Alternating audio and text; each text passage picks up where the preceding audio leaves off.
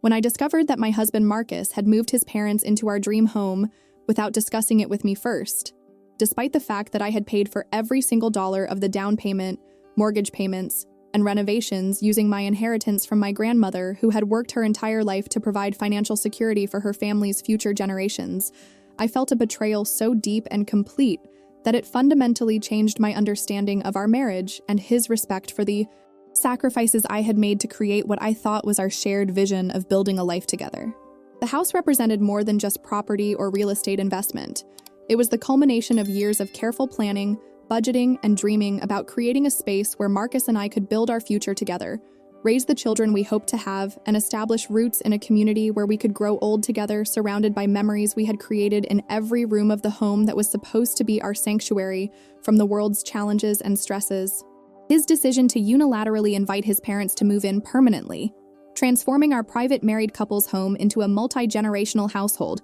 without any consideration for my feelings, preferences, or financial contributions that had made the home possible in the first place, revealed a level of disrespect and entitlement that I could not tolerate or accept as the foundation for our continued relationship. What I did while he was sleeping that night would shock him awake to the reality that his actions had consequences and that my financial independence gave me power that he had apparently forgotten or chosen to ignore when he made decisions that affected our shared living space and future plans, without including me in discussions that should have been fundamental to our partnership and mutual decision-making process. The dream home had been a project that consumed nearly 3 years of my life, from the initial search through multiple neighborhoods and price ranges to the final purchase and extensive renovations that transformed a dated 1970s ranch house into the modern, elegant space that reflected both our personal styles and our shared vision for creating a warm and welcoming environment that would serve as the foundation for our marriage and future family plans. My grandmother's inheritance had provided the financial foundation that made this dream possible, representing decades of her careful saving and investment while working as a seamstress, and later as a small business owner who understood the importance of property ownership and financial independence for women who might find themselves needing resources to maintain their security and autonomy, regardless of their marital status or family circumstances that could change unexpectedly throughout their lives. The inheritance itself had been both a blessing and a responsibility, as my grandmother had specifically intended for the money to be used for establishing long-term financial security, rather than short-term purchases or lifestyle improvements that wouldn't provide lasting value or stability for future generations of our family. Her handwritten letter that accompanied the inheritance documents had emphasized her hope that I would use the money wisely to create opportunities and security that would benefit not only my immediate future, but also any children I might have, ensuring that her legacy of hard work and financial responsibility would continue to provide benefits for family members she would never meet, but whose lives she wanted to impact positively through her lifetime of sacrifice and careful planning. My grandmother's story had been one of extraordinary determination and resilience. Beginning as a young immigrant woman who arrived in America with nothing but her sewing skills and an unwavering commitment to creating a better life for her descendants through hard work, frugal living, and smart financial decisions that would accumulate over decades into the substantial inheritance that eventually made my home ownership dreams possible. She had started her working life in a factory, sewing garments for pennies per piece, but had gradually built her skills and reputation until she was able to open her own small tailoring business that served the professional women in our community who needed alterations and custom garments that reflected their success and ambition in careers that were just beginning to open up to women of her generation. The tailoring business had grown slowly but steadily over the years, with my grandmother reinvesting every profit back into better equipment, higher quality fabrics, and expanded services that attracted more affluent clients who were willing to pay premium prices for the kind of craftsmanship and attention to detail that had become her trademark in a community where reputation and quality work were the foundations of business success. Her clientele had eventually included doctors' wives, lawyers, bank executives, and other successful women who appreciated her skill and discretion, creating a steady income stream that allowed her to save substantial amounts of money while maintaining a modest lifestyle that prioritized long-term financial security over immediate gratification or luxury purchases that might have depleted her savings. The financial discipline that my grandmother had demonstrated throughout her working life had been extraordinary, with meticulous records showing that she had saved and invested more than 40% of her income for over 30 years, creating a portfolio of stocks, bonds, and real estate investments that had grown substantially through compound interest and careful reinvestment of dividends and capital gains that she had never touched for personal expenses or lifestyle improvements. Her investment strategy had been conservative but effective, focusing on solid companies with long track records of profitability and dividend payments,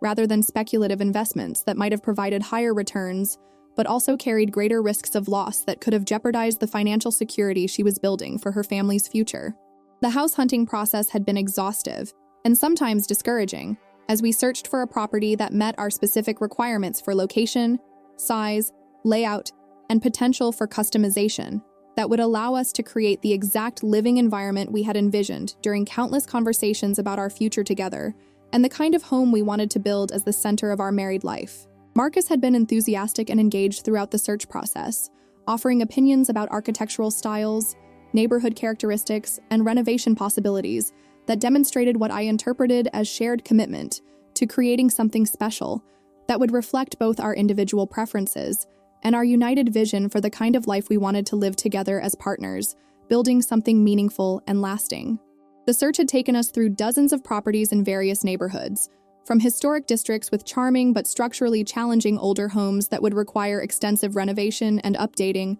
to newer subdivisions with modern conveniences but cookie-cutter designs that lacked the character and uniqueness we were seeking for our dream home that would serve as the foundation for our marriage and future family life. We had learned to identify potential problems and opportunities in properties that might not be obvious to casual buyers, developing expertise in evaluating structural integrity, renovation costs, and neighborhood trends that would affect both our enjoyment of the property and its long-term investment value. The property we eventually chose had been on the market for several months due to its dated appearance and the obvious need for extensive renovations that had deterred other buyers who either lacked the vision to see its potential or the financial resources to fund the improvements that would be necessary to transform it into a modern and comfortable living space. The house had been built in 1974 by the original owners who had lived there for over 40 years, maintaining the structure well but never updating the interior design, fixtures, or systems that had become outdated and inefficient compared to contemporary standards for comfort, energy efficiency, and aesthetic appeal. The purchase negotiations had been complex and stressful, requiring multiple rounds of counteroffers and careful financial planning to ensure that we could afford not only the purchase price, but also the extensive renovations that would be necessary to transform the property into the home we had imagined during our planning discussions and property visits. My inheritance provided the down payment and renovation budget, while Marcus contributed his income to ongoing mortgage payments and household expenses that would be necessary to maintain our new home and lifestyle that represented a significant upgrade from the small apartment where we had been living since our marriage 2 years earlier. The renovation process had been a labor of love that involved months of working with contractors, designers, and craftspeople to execute the vision we had developed through careful planning and numerous design consultations that considered everything from kitchen layouts and bathroom fixtures to lighting choices and flooring materials that would create the atmosphere and functionality we wanted in each room of our new home. My involvement in every decision, payment, and oversight responsibility had been extensive and time-consuming, requiring me to take vacation days from work to meet with contractors and make decisions that would affect the final outcome of our renovation project and the overall success of creating the home environment we had envisioned together. The kitchen renovation alone had cost over $40,000, as we had decided to completely reconfigure the layout to create an open concept design that would improve traffic flow and create better connections between the cooking, dining, and living areas that would serve as the heart of our home for entertaining friends and family gatherings. The new kitchen featured custom cabinets made from sustainable hardwood, granite countertops that had been selected for both beauty and durability, high-end stainless steel appliances that would provide professional-level cooking capabilities, and a large island with seating that would serve as both workspace and casual dining area for quick meals and morning coffee. The master bathroom renovation had been equally extensive and expensive, transforming a small and outdated space into a spa-like retreat with a large soaking tub, separate glass shower with multiple shower heads and body sprays, double vanities with custom lighting, and heated tile floors that would provide luxury and comfort throughout the year. The selection of fixtures and finishes had required numerous shopping trips and consultations with designers to ensure that every element would work together to create the peaceful and elegant atmosphere we wanted in our private sanctuary within the home. The living room and dining room renovations had focused on creating sophisticated spaces for entertaining and relaxation, with custom built-in bookcases and entertainment centers, crown molding and wainscoting that added architectural interest and elegance, hardwood floors that had been refinished to perfection, and carefully selected paint colors that would provide the perfect backdrop for our furniture and artwork. The lighting design had been particularly important, with a combination of recessed ceiling lights, elegant chandeliers, and strategically placed table and floor lamps that would provide both task lighting and ambient illumination for different activities and moods throughout the day and evening. The financial investment had been substantial, with renovation costs eventually exceeding our original budget as we encountered unexpected structural issues and decided to upgrade certain elements beyond our initial plans, when we realized that investing more money up front would create better long-term value and functionality that would serve our needs for decades to come. Every additional expense came from my inheritance funds, as Marcus's income was already committed to covering our ongoing living expenses and mortgage payments that represented a significant portion of his monthly salary, even without additional renovation costs that continued to accumulate throughout the project timeline.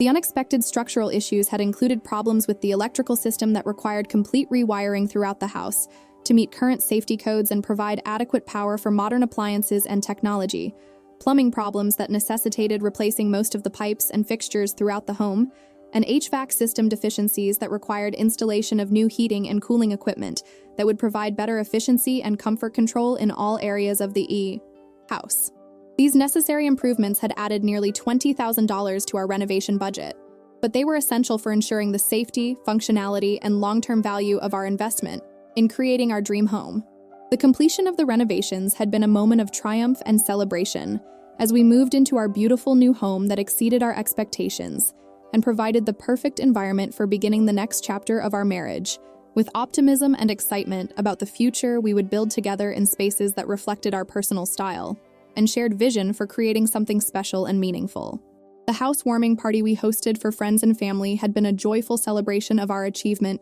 and an opportunity to share our happiness with people who had supported us throughout the stressful and expensive process of creating our dream home that represented our commitment to building a life together. The months following our move into the renovated house had been among the happiest of our marriage, as we enjoyed the comfort and beauty of our new living environment while establishing new routines and traditions that took advantage of the improved functionality and elegant design that we had created through careful planning and substantial investment. The kitchen had become the center of our daily life, with morning coffee conversations at the island and weekend cooking projects that allowed us to experiment with new recipes and entertain friends who appreciated the professional quality equipment and spacious layout that made cooking and serving meals a pleasure rather than a chore. The discovery that Marcus had moved his parents into our home without discussing it with me first occurred when I returned from a business trip that had kept me away for 4 days, only to find his mother's belongings in our guest bedroom and his father's medical equipment set up in our living room that had been carefully designed and furnished to serve as our private relaxation space for entertaining friends and enjoying quiet evenings together as a married couple. The shock of finding strangers' possessions throughout our home was compounded by Marcus's casual announcement that his parents would be staying with us for a while, due to his father's health issues and their financial difficulties that made it impossible for them to continue maintaining their own household independently. The lack of discussion or consultation about this major change to our living situation was particularly hurtful, because it demonstrated Marcus's assumption that he could make unilateral decisions about our shared space without considering my feelings, preferences, or the impact that additional household members would have on our privacy, daily routines, and long-term plans for using our home as we had originally envisioned when we made the significant financial and emotional investment in creating our dream living environment. His parents were polite but clearly settled in for an extended stay that would fundamentally change the character and functionality of our home from a private married couple's sanctuary into a multi-generational household with different needs, routines, and expectations for how space would be used and shared among multiple adults with varying levels of autonomy and decision-making authority. The conversation that followed my discovery of his parents' presence in our home was frustrating and revealing as Marcus attempted to justify his decision by emphasizing his family obligations and his parents' genuine need for assistance, while minimizing my concerns about being excluded from a decision that fundamentally affected our living situation and future plans for our home, that had been purchased and renovated exclusively with my financial resources. His assumption that I would automatically agree to accommodate his parents indefinitely revealed his lack of understanding about partnership, communication, and respect for the person whose money had made our home ownership possible in the first place. His father's medical equipment had been installed throughout our main living areas, without any consideration for how it would affect the carefully planned design and functionality of spaces that had been created for specific purposes. Through expensive renovation work that had transformed our home into exactly the environment we had envisioned for our married life together. The hospital bed that now dominated our living room, the oxygen tanks positioned near our beautiful fireplace, and the wheelchair ramp that had been installed over our elegant front steps had completely changed the appearance and atmosphere of our home from a sophisticated married couple's residence into a medical care facility that bore no resemblance to the dream home we had created together. The financial implications of supporting additional household members had not been considered or discussed, despite the reality that utilities, grocery bills, and general household expenses would increase significantly with 2 additional residents who were not contributing financially to household costs that I was already covering through my inheritance funds,